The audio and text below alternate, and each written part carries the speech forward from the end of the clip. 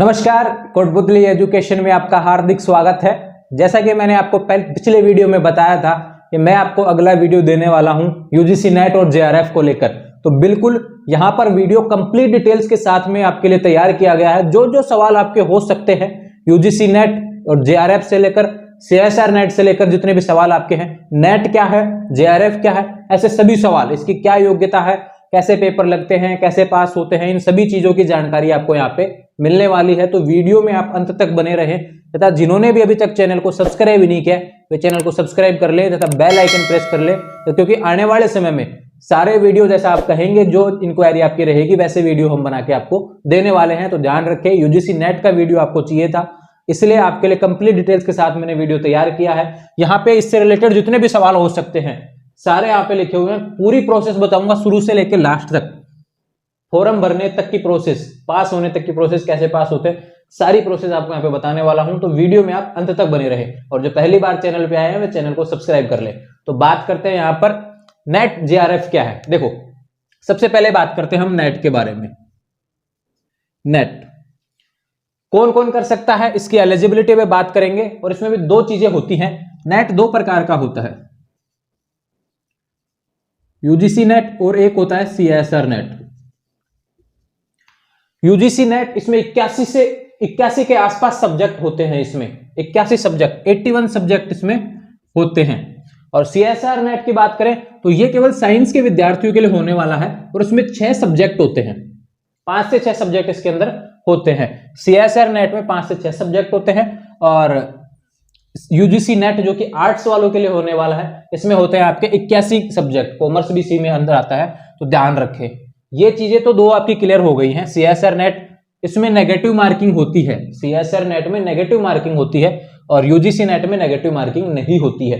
Exam आयोजित करवाता है कौन? एनटीए करवाता है, नेशनल टेस्टिंग एजेंसी जो की है, वही एग्जाम इसका आयोजित करवाने लगी है अब। तो ये सवाल तो था कि नेट दो प्रकार का होता है, ये साइंस वालों के लिए, आर्ट्स और कॉमर्स वालों के लिए, और बाकी जो भी सब्जेक्ट है वो इसी के अंतर्गत आएंगे। लैंग्वेज है वो भी इसी के अंतर्गत आएगी। अब देखो एलिजिबिलिटी क्या है, और इससे पहले एलिजिबिलिटी से पहले बात करूं, इसके बारे में बात करेंगे। जेआरएफ क्या है? तो देखो, एग्जाम दोनों के लिए एक ही देना पड़ता है। नेट के लिए भी एक ही एग्जाम देना है और जेआरएफ के लिए भी एक ही एग्जाम देना है। अब 6% लोग जो भी पास होते हैं, पासिंग क्राइटेरिया जो होता है उसमें 6% लोगों को तो मिल जाता है क्या? नेट। और जो टॉपर्स रहते हैं, 6% में भी जो टॉपर्स रहते हैं उनमें 1 से 2% उन लोगों को मिलता है जेआरएफ। इसके तहत आपको आने वाले समय में पीएचडी के लिए फेलोशिप वगैरह मिलती है, स्कॉलरशिप वगैरह मिलती है, तो वो होती है जेआरएफ। और बाकी नेट नॉर्मल जो क्लियर होता है वो 6% लोग इसमें क्वालिफाई होते हैं। क्वालिफाइंग के बाद भी इसमें मात्र 6% ही लोगों को वहां पे सिलेक्ट किया जाता है, ये होता है नेट। तो अब देखो एलिजिबिलिटी क्राइटेरिया क्या है, यानी कि इसकी योग्यता क्या है, कौन कौन कर सकता है। एक चीज आप ध्यान रखें, कोई भी विद्यार्थी जिसने पीजी किया है किसी सब्जेक्ट से, वो नेट के लिए अप्लाई कर सकता है, जेआरएफ के लिए अप्लाई कर सकता है। पेपर वही लगता है, एक ही पेपर लगता है। पेपर आप जब देंगे तो उसमें क्या, अगर आपके अच्छे नंबर आए हैं, क्वालिफाई कर गए हैं, उसमें अच्छे नंबर आ रहे हैं, टॉप 6 में आ रहे हैं, तो आपके लिए नेट होगा। और टॉप 2% में आ रहे हैं तो आपके लिए वहां पे क्या होगा, जेआरएफ में आएगा। ये चीज आप ध्यान रखें, ये क्लियर हुआ यहाँ पे। तो कोई भी सब्जेक्ट से आपने पीजी किया है तो आप वहां पे नेट का फॉर्म भर सकते हैं, ये चीज आप ध्यान रखें। यूजीसी नेट और सीएसआर नेट। तो पीजी, अब जो पीजी साथ में, मतलब कि जो अभी अपीयरिंग है वो भी ये फॉर्म दे सकते हैं, कोई दिक्कत नहीं है। पीजी ऐसा नहीं है कि आप पीजी फाइनल में हो, अपीयरिंग हमने पीजी पास नहीं किया अभी, तो भी आप नेट का फॉर्म लगा सकते हैं, कोई दिक्कत नहीं है। इतना समय आपको मिलता है नेट, क्योंकि हर पहले क्या होता है कि नेट साल में 2 बार होता था, लेकिन अभी अपडेट आ रही है कि साल में 1 बार होने वाला है। लेकिन अभी ऑफिशियली आने वाले समय में जब भी आएगी अपडेट आपको बता दी जाएगी। अभी तो क्या है कि अभी जो एग्जाम चल रहा है, हाल ही में अक्टूबर माह में यूजीसी नेट के जो एग्जाम चल रहे हैं वो पिछले सेशन के चल रहे हैं। ध्यान रखें, आने वाले समय में अब दिसंबर में फॉर्म आएंगे, यानी अक्टूबर से क्या लास्ट में फॉर्म आता है, लेकिन अभी एग्जाम चल रहा है तो इस बार थोड़ा सा लेट होगा, ये चीज आप ध्यान रखें। एलिजिबिलिटी के मैंने बता दिया है, पीजी पास, पीजी किसी भी सब्जेक्ट से आप हैं तो आपके लिए यहाँ पे एलिजिबिलिटी क्राइटेरिया ये होने वाला है। अब इसमें सबसे इंपॉर्टेंट क्या होती है, ये चीज आप ध्यान रखें।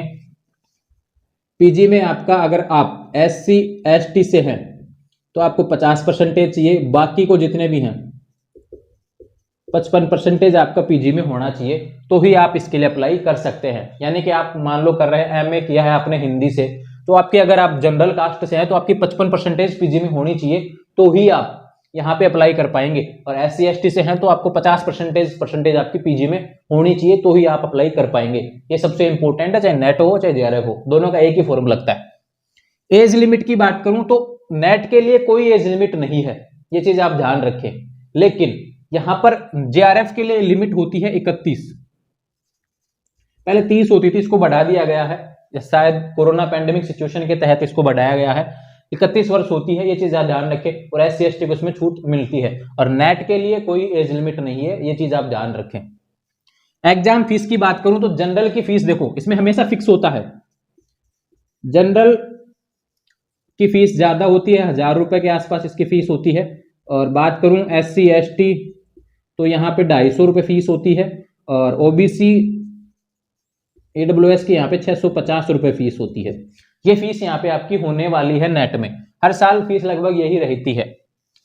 एग्जाम पैटर्न की बात करते हैं। देखो एग्जाम पैटर्न नेट में क्या होता है, सारी जानकारी आपको यहाँ पे मिल रही है नेट से रिलेटेड, कैसे पास करते हैं ये सारी चीजें भी आपको बताऊंगा। नेट एग्जाम पैटर्न क्या होता है, नेट में देखो 2 पार्टीशन होते हैं, एक पेपर हुआ उसके पार्ट फर्स्ट और पार्ट 2। अब पार्ट फर्स्ट और 2 इसमें क्या क्या आता है ये मैं आपको बता देता हूं।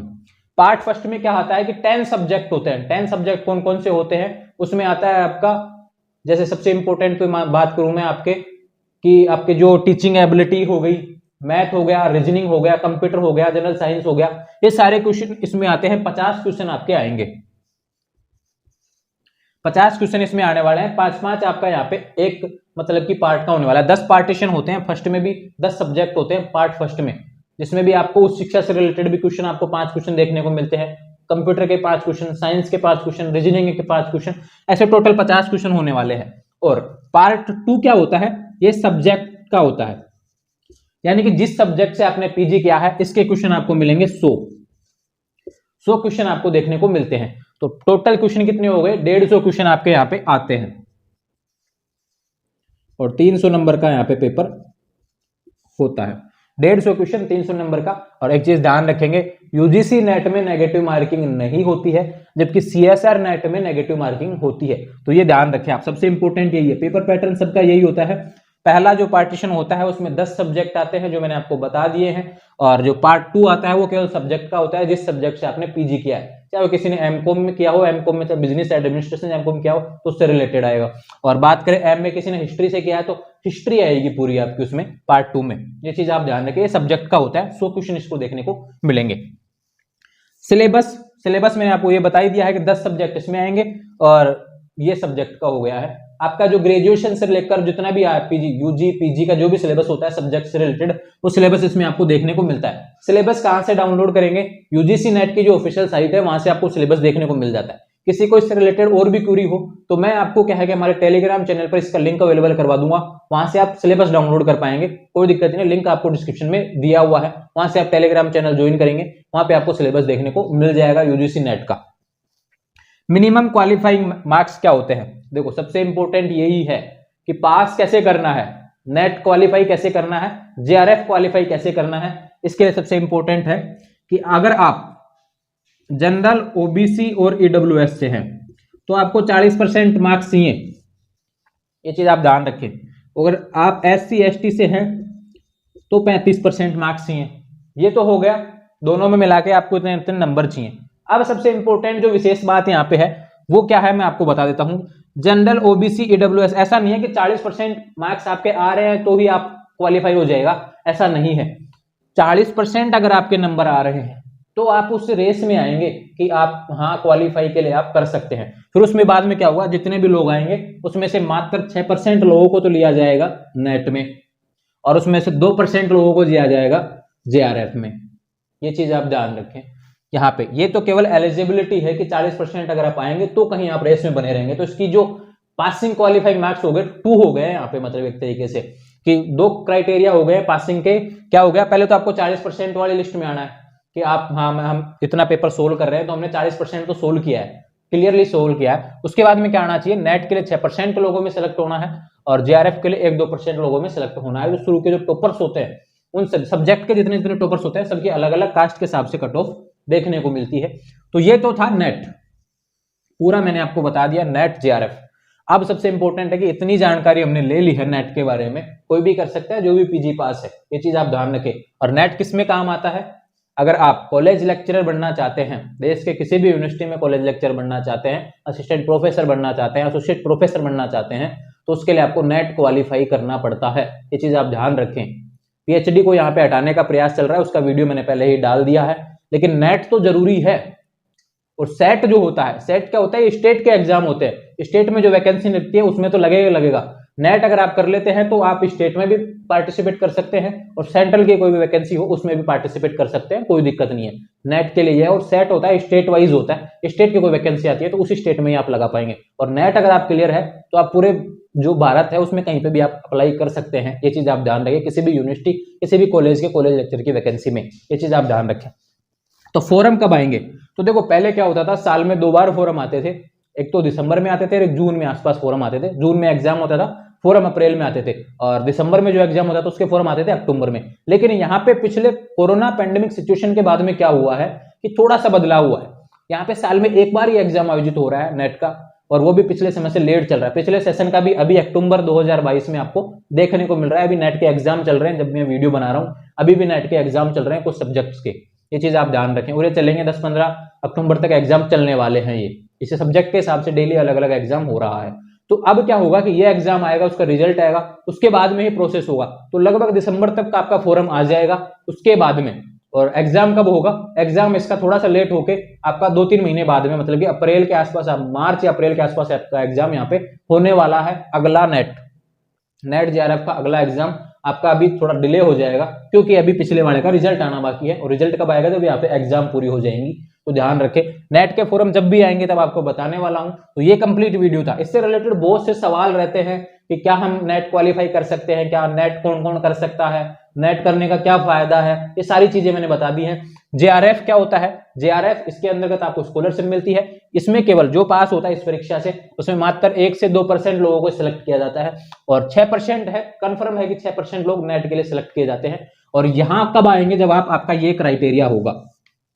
अगर आपने पेपर इतना किया है तो उसके बाद में आप इस क्राइटेरिया में कि हाँ हमें इस रेस में शामिल होना है, तो कहीं जाके आपका फिर वहां पे सेलेक्ट किया जाएगा। ये चीज आप ध्यान रखें। तो दो यहाँ पे क्राइटेरिया है एलिजिबिलिटी के। और पीजी जिसका भी पास आउट है या फिर पीजी जो भी कर रहे हैं वो भी नेट का फॉर्म लगा सकते हैं अपीयरिंग के साथ में, कोई दिक्कत नहीं है। आप नेट देवें, बेस्ट है आपके लिए, मैं ये कह रहा हूँ। नेट का एग्जाम आने वाले समय में जब भी आए अच्छे से देना है। इससे रिलेटेड और भी वीडियो होंगे जो आपको मिलेंगे चैनल पर। नेट से रिलेटेड तो कैसा भी कोई भी वीडियो चाहिए तो आप कमेंट करेंगे, मैं आने वाले समय में सारी चीजें बताऊंगा। नेट और असिस्टेंट प्रोफेसर को लेकर तो सारे वीडियो आपको देखने को मिल जाएंगे। तो ध्यान रखें, आने वाले समय में ऐसे ही अपडेट्स आपको समय से मिले, इसके लिए आप हमारे यूट्यूब चैनल कोटपुतली एजुकेशन को सब्सक्राइब करें तथा बेल आइकन प्रेस करें। और एक वीडियो में आने वाले समय में देने वाला हूं कि नेट का जो पेपर फर्स्ट होता है इसमें कौन कौन से सब्जेक्ट होते हैं, कैसे कैसे इसका सिलेबस होता है, इसमें सिलेबस पे भी हम चर्चा करेंगे। जब फॉर्म आएंगे तब कर लेंगे, या उससे पहले भी एक वीडियो बना के दे दूंगा। और पार्ट 2 होता है, ये सब्जेक्ट का होता है। जो भी सब्जेक्ट, किसी ने हिस्ट्री से किया है पीजी, किसी ने हिंदी से किया है, किसी ने इंग्लिश से किया है, तो वही सब्जेक्ट आता है। ये चीज आप ध्यान रखें। तो ग्रेजुएशन का पढ़ें पूरा और पीजी का पूरा पढ़ेंगे तो नेट क्वालिफाई आपका हो जाएगा। ये चीज आप ध्यान रखें। तो नेट के लिए मैंने सारी चीजें आपको बता दी हैं। क्वालिफिकेशन केवल यहाँ पे SC ST वाले 50% होना चाहिए पीजी में, और बाकी के जो भी कैंडिडेट्स हैं उनकी 55% होनी चाहिए। ये जरूरी अपडेट्स थी। तो चैनल को सब्सक्राइब करें, बेल आइकन प्रेस करें, और हमारे टेलीग्राम चैनल और इंस्टाग्राम चैनल के माध्यम से आप आने वाले समय में फ्यूचर अपडेट्स के लिए आप हमारे जुड़ जाएंगे, जिससे आने वाले समय में कोई भी अपडेट हो आप तक समय से पहुंचे। इससे संबंधित कोई गाइडलाइन आपको चाहिए तो हमारे चैनल पे कमेंट करेंगे या फिर इंस्टाग्राम पे मुझे जुड़ जाएंगे। यहाँ पे आपके सवालों का जवाब मैं आपको देने वाला हूँ पर्सनली। तो ध्यान रहे। Thank you so much.